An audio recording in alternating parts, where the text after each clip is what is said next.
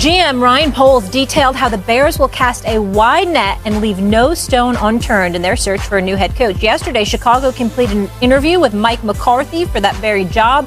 Coming off his rookie season, quarterback Caleb Williams spoke about what kind of head coach he's looking for. Selfishly, I want an offensive-minded guy so I can build with him and, be with that coach for the next 19, 17, 15 years.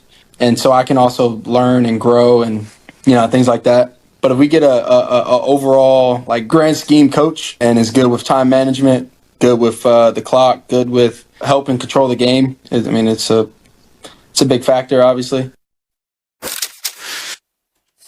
Dan, your reacts to what Caleb just had to say there in terms of what kind of coach he's looking for. Yeah, I like it. I have been adamant that I really like Mike McCarthy in Chicago. I think there's a couple reasons why. Number one, you automatically walk in and know I got a winner. Mike McCarthy, for everything that he isn't, has won everywhere.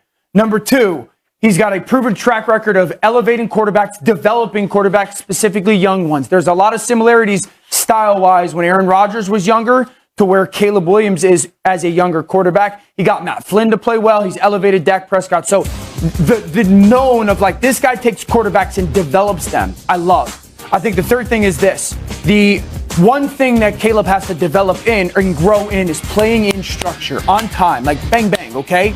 Mike McCarthy's offense is built in that regard. So I love the fact that the weakness or the flaw of the quarterback is going to be minimized a little bit. Now, do I want him to have a younger offensive-minded offensive coordinator, the one that's a little bit attached to some new age football? Maybe a Thomas Brown stays there? Absolutely, because I do think his offense is a little bit archaic at times, but the structure of it helps.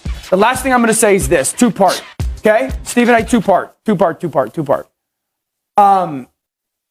I do think that you have to understand when first-time head coaches take over, one of the things that so often in talks with them, they say is there's so much to do and much more than they anticipated. I would not want a first-time head coach paired with a young quarterback necessarily, because I think that puts so much on their plate when it comes to getting that done, the team and the quarterback. You've made me nauseous. I can't believe some of the stuff that just come out of your mouth. First of all, Dan Orlovsky, did you just say he elevated Dak Prescott? Is that what you said? I did. Is that what you said? Really? So you Yes, saw sir. you saw an elevated Dak Prescott. I mean, I'm taking into account postseasons. I'm not just going to regular seasons. I'm taking into account postseasons. You saw an elevated Dak Prescott. You willing to stick to that? You willing to hold on to that one, huh? Okay. You just finished saying that his offense is archaic at times. Yes. You brought up how he brought along Aaron Rodgers. That was before Dan had Afro. Weren't you still in the NFL back then?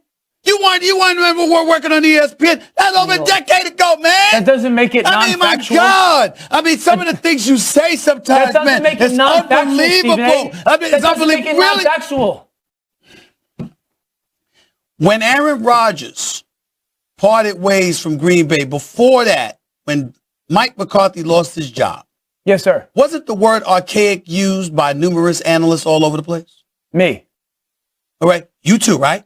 So in other words, a dude that was archaic 6 years ago, 7 years ago, you want that dude now with a quarterback with Caleb Williams potential. That's what you want in the year 2025. What did I say with that, Stephen A? What did I say with it? An offensive coordinator. I wanted to make sure he has an offensive coordinator that is a little bit newer age when it comes to the way he sees football. And I even said Thomas Brown, who is in... Stop. Mike McCarthy had one in a guy you love and you think is brilliant in Kellen Moore, and he pushed him out because he wanted to be the one calling the plays. I don't mind Mike McCarthy calling plays. That just a year ago. I actually think Mike McCarthy is a good play caller. I think that I didn't say it wasn't. I didn't say it was terrible. But what I'm saying is that the argument that you used goes by the wayside when you think about Kellen Moore because Mike McCarthy pushed him out. He pushed him out. Just because he pushed him out doesn't mean that it wouldn't be a benefit to have someone like that with him. Just because he pushed them out doesn't mean that philosophically they didn't align. So it's beneficial for Caleb Williams to have a head coach who also wants to be the offensive coordinator. And when you got a dude, by the way, Kellen Moore's offense was #1 twice in the 4 years he was the offensive coordinator for the Dallas Cowboys, and he got pushed out the door for a dude that wanted to do it himself. It's good for Caleb Williams to have that. All right, so who do you want in Chicago? Because I'm going to tee it up and dunk on you. Me personally, well, you are, of course you're going to dunk on it because the first name that I would come to is Ben Johnson.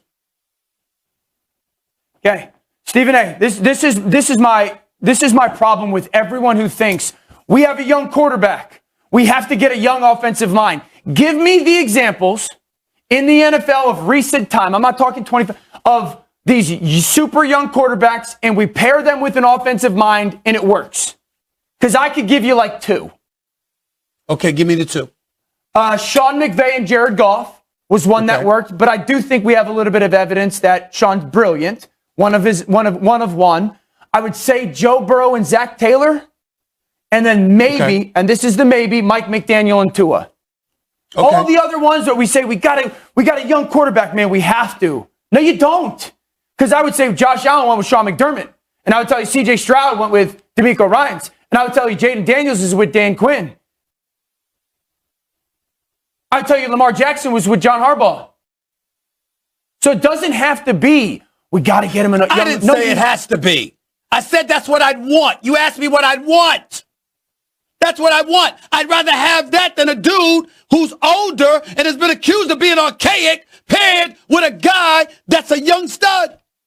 That's me. I would maybe agree with you. Like, I liked the Ben Johnson idea, but then I just started really thinking about the Bears and thinking about the last 12, 13 years there. And here's the thing. Apart from giving Lovie Smith his first opportunity to be a head coach, which worked out really well for them, took him to a Super Bowl, they have completely whiffed. Since firing Lovie in 2012, the Bears have hired 3 of their last 4 hires have been first-time head coaches. How's that worked out? That's gives me caution. As I'm saying, I'm with Dan in that, like, this is any other franchise maybe, but this franchise can't keep doing the exact same thing over and over and expecting results. And as much as people wanted to talk about Mike McCarthy and that Aaron Rodgers dragged his dead body to the Super Bowl, like, Aaron Rodgers hasn't sniffed one since. Mike McCarthy is a great culture builder. I think if he has even a quarter of the success that he had at the Cowboys, which is not deemed great success by Cowboys standards, but probably would be by Chicago standards, I think it makes sense. We're completely forgetting the fact that, like, you do have an offensive coordinator in this situation. If you surround Caleb Williams with that support, I think you'll be fine. But in terms of, like, coming in and stabilizing a franchise, the Bears have got to have an established coach at the helm. Yeah, so I think you'll know this. With Mike McCarthy, you'll win, and your quarterback will get better. Now, does that get you over the hump and win a Super Bowl? Maybe not, but you will win, and your quarterback will develop. And those are the 2 biggest challenges to build consistency in that league. That's all they need to do. This conversation to be continued. Tough transition here to some somber news. Longtime Milwaukee Brewers broadcaster Bob Uecker has died.